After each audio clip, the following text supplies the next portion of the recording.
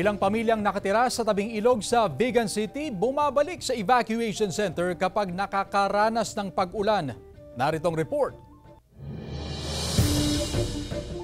Siyam na pamilya ang inilikas sa evacuation center sa Barangay Kuta, Vigan City kaninang umaga, July 25. Pabugso-bugso pa rin kasi ang pag-ulan sa lugar, bunsod ng habagat. Isang pamilya na Zenaida sa mga lumikas. Nakatira sila sa tabing ilog. Uuwi rin daw sila kapag gumanda na ang panahon. Kung may bagyo na paparating o kaya may kahit ulan lang na isang oras, pagtatagalan ng isang oras, talagang mababaha na po kami doon eh. Natuto na sila nung sa bagyo nung last year, nag-preemptive evacuation na sila.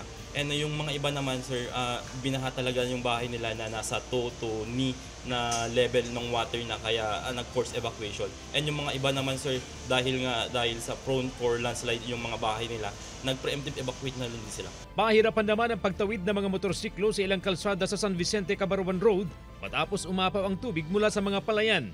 Ayon sa PDRRMO, kabuuang 150 families o katumbas ng mahigit 500 individual sa Ilocos Sur ang inilikas.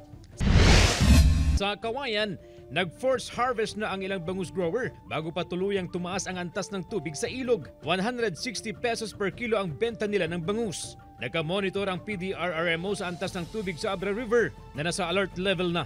Kasama si Norman Raca, CJ Torida, One North, Central Luzon.